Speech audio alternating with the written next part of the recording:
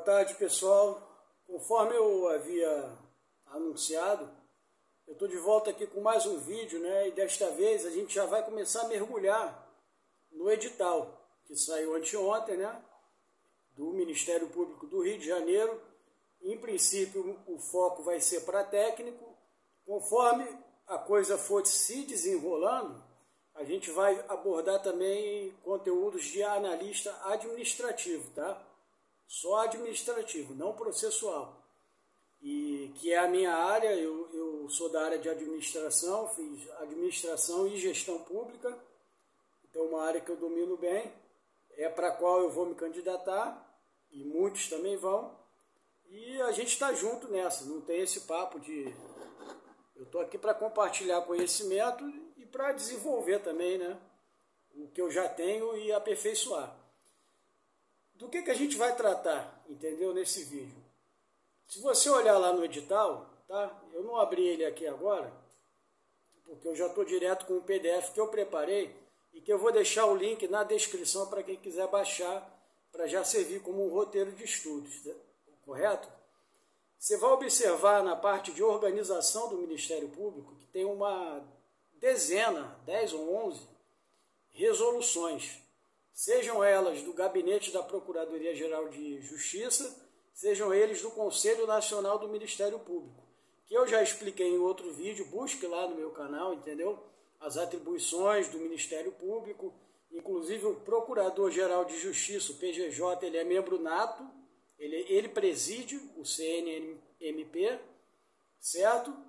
E essas resoluções do seu gabinete partem dele, iniciativa dele, e as do CNMP também, de certa forma, partem dele, porque ele é membro nato e preside o órgão. Mas são órgãos distintos. Uma coisa é o Gabinete da Procuradoria-Geral, que é o órgão de execução do mais alto escalão do Ministério Público do Rio de Janeiro.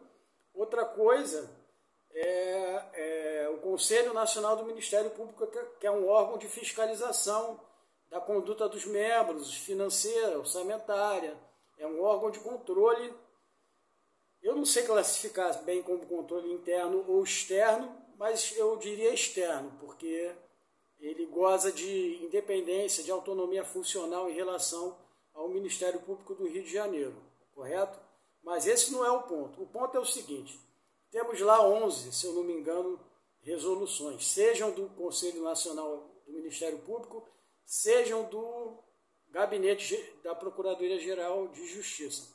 O que confunde um candidato assim que ainda não tem muita experiência, ele vai falar, caraca, 10 normativos, puta que pariu.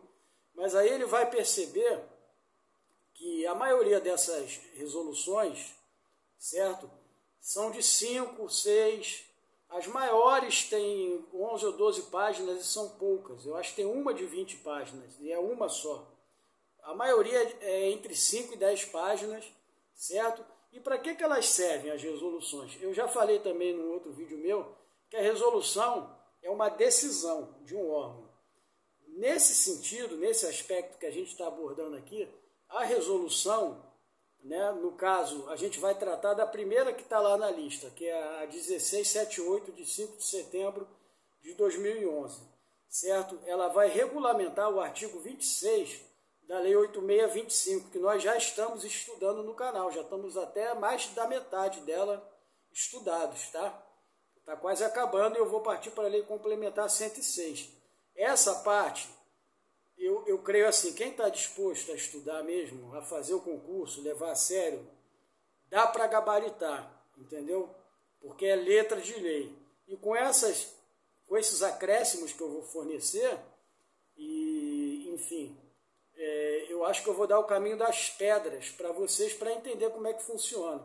Então, por exemplo, a resolução, originalmente, ela tinha, eu acho que 5 páginas. Só que eu montei um PDF, editei, com complementos para explicar determinados detalhes da resolução 1678. E a gente vai entender o que é uma resolução e para que ela serve. O que acontece é o seguinte, o processo legislativo ele é complexo. Então a gente já estudou lá no canal as funções essenciais à Justiça, a parte do Ministério Público. A gente já estudou mais da metade da Lei 8625, que está na ementa também. A gente ainda vai estudar a Lei Complementar 106. A gente vai indo do menos abrangente para o mais abrangente. A Constituição dá só regras gerais. A Lei 8625 dá regras sobre os ministérios públicos, a organização, né, ela é uma lei orgânica dos ministérios públicos dos estados e do DF. E aí a gente vai partindo na Lei Complementar 106 para detalhes do MPRJ. A LC 106 trata somente do MPRJ. E aí vocês vão ver que, embora seja um calhamaço de artigos e normas, tem muita repetição. Então, conforme você está estudando a Constituição, quando você for para 8625, você já vai ver um monte de coisa que você viu na Constituição, então já é revisão. Quando você for para a Lei Complementar 106, a mesma coisa se repete. E quando você for para as resoluções, né, que vão cair, estão lá no material, então, de 10 questões, que eu acho que pode cair uma ou duas com resoluções, ou até 3 misturadas entre leis e resoluções. Então, a lei, a resolução 1668, de 5 de setembro de 2011, ela diz o seguinte: é um ato, né, normativo, certo? Expedido pela Procuradoria, pelo gabinete da Procuradoria-Geral de Justiça, nesse caso. Ela regulamenta o artigo 26 da Lei 8625. Nós já tratamos desse artigo, que disciplina, né, no âmbito do Ministério Público do Estado do Rio de Janeiro, a instauração e tramitação do procedimento investigatório criminal. Ou seja, essa resolução existe para esmiuçar o poder investigatório de que o Ministério Público goza, que é semelhante ao poder policial, de fazer diligências, entendeu? De promover inquéritos, certo? Às vezes sigilosos, quando lida com tráfico de drogas, corrupção. Então, antes da fase processual, antes daquilo ser encaminhado ao judiciário, para aí sim iniciar-se um processo judicial, criminal, nesse exemplo, né? Pode ser civil também, mas nesse exemplo é criminal, aquilo tudo já vai estar detalhado. Diligências, né, que são procedimentos, né, em que muitas vezes se usa até a polícia, o Ministério Público tem seus agentes para usar também, para investigar, para fazer oitiva de pessoas, visando combater o crime. Então vamos imaginar que está havendo no município do Rio de Janeiro o surgimento de uma nova facção, e eles já estão tendo notícias disso, porque eles têm informantes, e eles começam a investigar essa facção, certo? Ao fazer essas investigações, existem regras que têm que ser cumpridas. E o Ministério Público ele tem prerrogativas, mas ele também tem vedações, coisas que ele não pode fazer, que ele não pode extrapolar sob pena de ilegalidade, de invalidar o processo todo. E aí tem que começar tudo do zero, e até mesmo temos membros do MP punidos, né, administrativamente ou até mesmo judicialmente. Então o artigo 26 nós já estudamos, sabe? Mas eu coloquei ele no PDF. Para quando eu disponibilizar esse vídeo, você baixa o PDF, que tem 9 páginas só, e aí você relê, se você ainda não, ou lê, se você ainda não lê, o artigo 26 da Lei 8625, que trata do seguinte: no exercício de suas funções, o Ministério Público poderá, eu vou ler só algumas partes, tá? Instaurar inquéritos civis e outras medidas e procedimentos administrativos pertinentes e para instruí-los. É disso que se trata. A instrução é a fase inquisitória, certo? É a fase onde está se colhendo provas, está se ouvindo depoimento de testemunhas, certo? Está se ouvindo informantes, está assim, o pessoal da TI está lá na internet tentando encontrar comunicação dos supostos criminosos e tentando pegar informações. É uma fase de instrução, uma fase que provê o Ministério Público, no caso, de informações para poder subsidiar, se for um inquérito penal, uma ação penal pública, que é a privativa do Ministério Público. Então tem lá, expedir notificações para colher depoimento ou esclarecimentos, requisitar informações, exames periciais, que também fazem parte da instrução de um processo inquisitório, de um inquérito, né?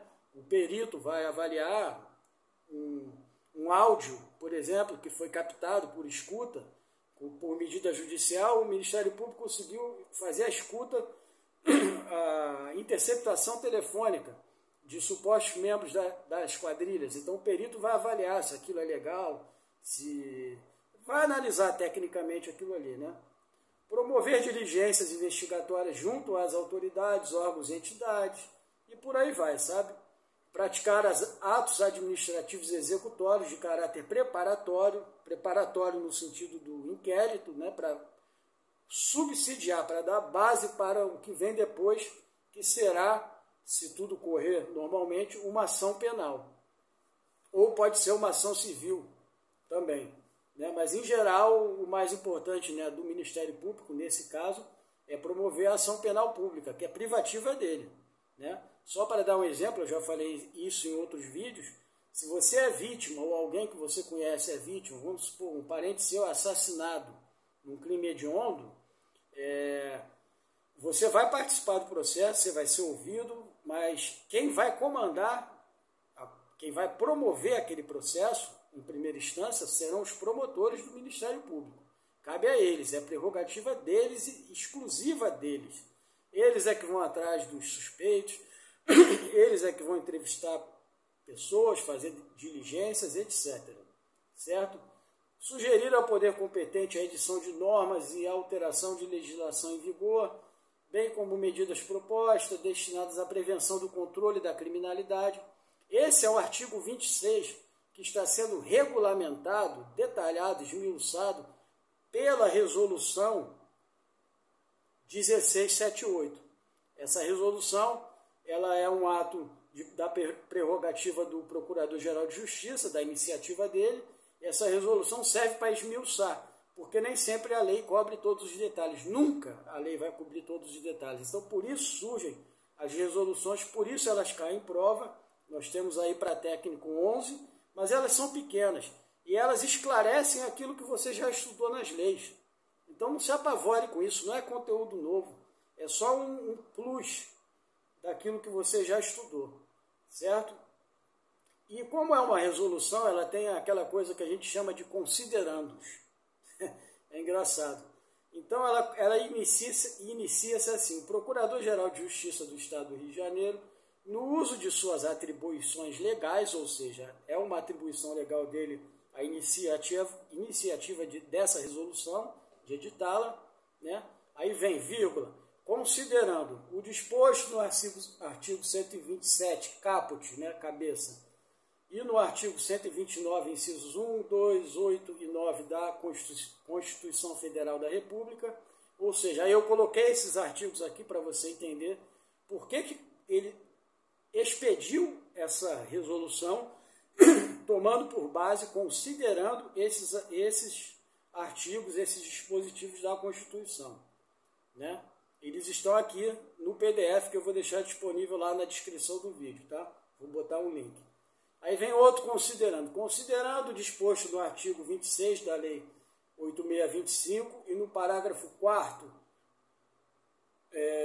no artigo 4º, parágrafo único do Código de Processo Penal, aí eu coloquei aqui o normativo, o artigo 4º, né, do parágrafo único do Código Penal, considerando a edição da resolução número 13 de 2006, essa resolução foi revogada, então eu anotei aqui, revogada, desconsidere, certo? Que foi uma resolução.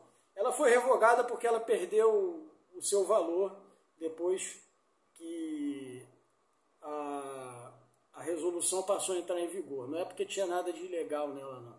Ela foi revogada por conveniência e oportunidade. É aquilo que a gente fala da discricionalidade do poder estatal. Né? Ele pode rever seus atos, julgá-los ilegais, ou mesmo revogá-los por motivos de conveniência e oportunidade. Isso é do direito administrativo, nós já falamos sobre isso também. Aí vem mais um considerando aqui.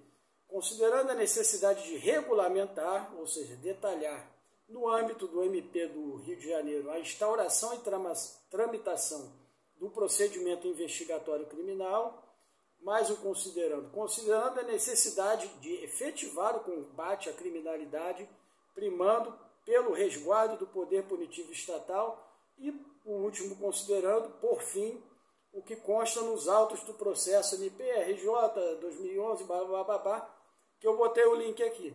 Quando você for clicar nesse link, você vai ver que o link é a própria resolução. Então, considerando a própria resolução, nós estamos fazendo essa resolução. É um troço meio redundante, enfim. Aí vem, resolve. Resolve por quê? Porque é uma resolução. Capítulo 1, da definição e finalidade. O procedimento investigatório criminal é instrumento de natureza administrativa, lembre-se sempre disso, tá? O inquérito é uma peça administrativa, ela não é judicial, ainda não chegou no juiz. É inquisitorial. Por que inquisitorial? Isso é importante você lembrar. O sujeito que está sendo investigado num processo desses, num procedimento desse, ele não tem direito ainda ao contraditório e à ampla defesa, porque é só uma investigação. Até então ele não é acusado de nada. Se ele não está sendo acusado, ele não tem do que se defender. Por isso que o inquérito policial, o inquérito promovido pelo Ministério Público, seja civil, seja criminal, não dá garantia de ampla defesa, porque o sujeito não está sendo acusado. Se eu não estou sendo acusado, estou sendo observado, analisado, investigado, eu ainda não tenho o direito constitucional da ampla defesa, lá do inciso 35, né, do artigo 5º da Constituição Federal, da ubiquidade do Poder Judiciário, da inafastabilidade da Justiça, e de outro inciso lá que eu não me lembro, que fala do contraditório e ampla defesa, que está bem próximo do 35. Busquem a Constituição, cara. Tenham isso debaixo do braço. Durmam com ela. Entendeu? E acordem. Acordou, perdi o sono. Porra, lê lá 5, 10 páginas, depois volta a dormir. Porque é assim que funciona. Parágrafo único. Procedimento investigatório criminal não é condição de procedibilidade ou pressuposto processual para o ajuizamento da ação penal e não exclui a possibilidade de formação de investigação por outros órgãos legitimados da administração pública. Ele quer dizer o seguinte: o fato de haver um procedimento investigatório criminal não é condição suficiente para que depois seja ajuizada uma investigação criminal. Muitas vezes o Ministério Público vai arquivar aquele processo. Ele vai falar, não, essa investigação, esse inquérito não deu em nada. Não conseguimos achar culpados, achar suspeitos, com possibilidade de levar isso a juízo, isso prosperar, e conseguimos a condenação. Então, para uma economia de esforço, de pessoal, de dinheiro, porque é dinheiro público que financia o MP, vamos arquivar esse processo. Então ele diz, o processo investigatório criminal não é condição, né, suficiente, mas ele é condição necessária. Para você promover uma ação penal, você tem que passar por um inquérito desse antes, ok? Aí vem o capítulo 2 da instauração.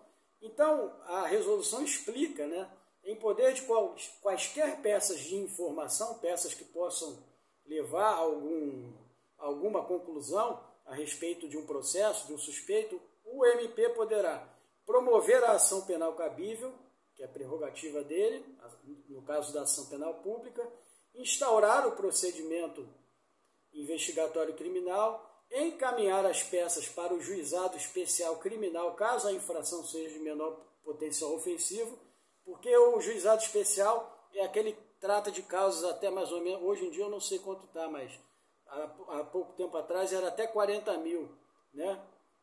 Causas menores, vamos dizer, uma lesão corporal, por exemplo. Então o cara vai para o juizado especial criminal, o cara pode ser condenado lá, pagar a indenização por danos materiais pela lesão, entendeu? Também tem isso. E para não sobrecarregar a justiça comum, certo? Existem os juizados especiais criminais que foram criados na década de 90 e são regidos pela lei 90/99, que não cai no concurso, até onde eu me lembro. Se cair, me avisa aí, que a gente vai ter que ver ela. Mas eu acho que não cai, não. Caso a infração seja de menor potencial ofensivo. promover fundamentadamente o respectivo arquivamento, é o que eu falei. Se ele não chegou a conclusão alguma, se ele achou que a ação não vai prosperar, ele não vai seguir o MP, ele vai arquivar, ou requisitar a instauração de inquérito policial. Às vezes, o MP tem poder de investigar, tem poder de promover o inquérito, porém ele não tem o mesmo aparato que a polícia tem, né? O material humano, os policiais armados, viaturas, ele não tem esses mesmos recursos. Então ele pode requisitar a instauração do inquérito policial, né? Pedir uma ajuda, um auxílio à polícia. Eles estão sempre interligados, tá? MP e polícia andam ali lado a lado. E aí no artigo 3 ele fala mais sobre o procedimento investigatório criminal. Eu acho que cabe a você ler, tá? Para você começar a entender isso. O que eu estou fazendo aqui é explicar como funciona uma resolução, como ela vai cair no concurso, se cair, e é provável que caia, alguma coisa vai cair das 10 questões, né, de organização do MP, e ela vai servir, mesmo que não caia aquilo especificamente, para te dar um entendimento de como a coisa funciona. Isso é fundamental para fazer uma prova, entendeu? Não é só sair decorando lei. Ninguém consegue decorar aquilo que não entende. Ou se decorar, for um autista, aquele cara que decora que nem robô, ele não vai entender a questão e vai errar, provavelmente. Então temos o artigo 4, aí temos o capítulo 3 da instrução, sem prejuízo de outras providências inerentes à sua atribuição funcional, né, a do MP, legalmente previstas, o MP, na condução das investigações,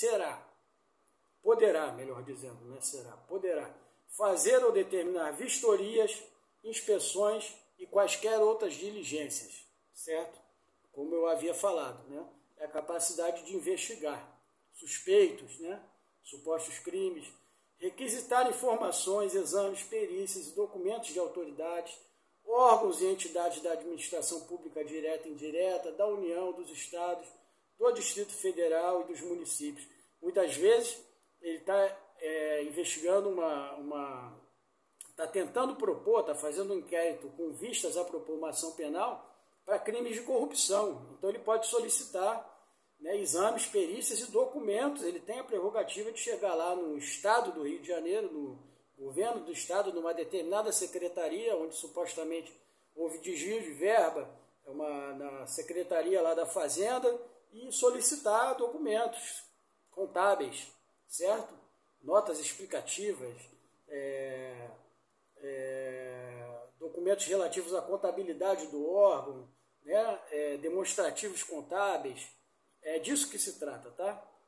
Requisitar informações e documentos de entidades privadas, inclusive de natureza cadastral, ou seja, ele também pode recorrer ao particular para solicitar, e requisitar. Requisitar é assim, se eu te requisito, nesses termos aqui, você tem que cumprir. Se eu te requisito um documento, se eu te requisito uma demonstração contábil da sua empresa, você tem que me dar, você não pode me negar. Tamanho é o poder do Ministério Público. Notificar testemunhas e vítimas e requisitar sua condução coercitiva nos casos de ausência injustificada. Quer dizer, às vezes o cara é chamado para depor, às vezes ele nem é o acusado, mas ele tem medo de depor, porque é um crime que envolve tráfico de drogas. Mas ele vai ser conduzido coercitivamente, né? E o Ministério Público tem a obrigação também de zelar pela segurança desse cara. Às vezes ele é só um depoente, ele não participou de crime algum, mas ele estava lá por azar e viu, e o Ministério Público soube que esse cara viu, alguém bateu para ele, está cheio de informantes, ele vai ter que ir lá depois, ele é obrigado a ir. Se ele não for e não justificar, estou doente, estava nos Estados Unidos, tal, ele pode ser conduzido coercitivamente, né, obrigatoriamente. Vão lá bater na porta dele, botar ele na viatura, não na caçamba, que ele não é criminoso, mas vão levar o cara lá para depor. Expedir notificações, intimações, realizar oitivas, que é ouvir pessoas para informações e esclarecimentos, certo? Requisitar auxílio de força policial, já falamos disso. Aí tem o parágrafo 1º, nenhuma autoridade pública ou agente de pessoa jurídica no exercício de função pública poderá opor ao Ministério Público, sob qualquer pretexto, a exceção de sigilo, sem prejuízo da subsistência do caráter sigiloso da informação, do registro, do dado ou do documento que lhe seja fornecido. O que esse parágrafo 1º do inciso 10 da resolução quer dizer? Ninguém pode negar, esse documento aqui da minha empresa é sigiloso, eu não posso te dar. A não ser, sem prejuízo, da cláusula constitucional que garante sigilo de informações em algumas situações. Aí, nesse caso, ele vai poder invocar sigilo, né, e não demonstrar, não expor o documento, né, e aí isso vai ter que ser, provavelmente eles vão até o juiz, né, da vara e vão pedir para quebra de sigilo, né, porque, em tese, aquilo não vai ser público, vai ficar sob o poder do Ministério Público. O Ministério Público não vai entregar aquilo para a mídia divulgar, etc. E aí pode ser que ele consiga que esse documento sigiloso, de fato, seja fornecido. Mas, no geral, você não pode inventar da tua cabeça, não, isso aqui é sigiloso, é da minha empresa é muito séria e os meus arquivos são sigilosos. A minha contabilidade, ela é uma contabilidade tão boa que eu não posso divulgar para o meu concorrente não imitar e não ser tão bem sucedido quanto eu. E por aí vai, tá? Tem um interessante aqui, ressalvadas as hipóteses de urgência, as notificações para comparecimento devem ser efetivadas com antecedência mínima de 48 horas, respeitadas em qualquer caso as prerrogativas legais pertinentes. Você vai notificar alguém para comparecer, para depor, né, para se manifestar, né, lá no inquérito, né, você tem que dar 48 horas para esse cara. O cara trabalha, às vezes, o cara tem sua vida, tem seus compromissos, né? Respeitando, em todo caso, as prerrogativas legais pertinentes. E por aí vai, tá? Aí vai até o artigo 10, tudo vai girar em torno disso. Ou seja, essa resolução ela vai tratar da capacidade, da prerrogativa do Ministério Público de propor inquérito, de investigar, de ter poderes de autoridade policial. Ele vai falar sempre sobre isso. Isso já está em outras leis, mas nem tudo está. Então tem detalhes que estão na 8625, mas não estão aqui. Aliás, não estão na 8625, mas estão aqui. Então é um detalhamento a mais, é uma continuação da lei. Você está entendendo? É disso que se trata. E por último, né, o capítulo 4, que é o último da resolução, é da publicidade. Os atos e peças, lembrando do princípio lá do LIMP, lá do 37 da Constituição, o princípio da publicidade. Os atos e peças do procedimento investigatório criminal são públicos. Nos termos desta resolução e também da Constituição, salvo disposição legal em contrário, ou por razões de interesse público ou conveniência da investigação. Pode ser que por interesse público tenha que se manter sigilo, pode ser que pela própria investigação, você está investigando o traficante, você não vai publicar que está investigando ele, porque ele vai se esconder, ele vai se prevenir, vai sumir, né, vai fugir do país, etc.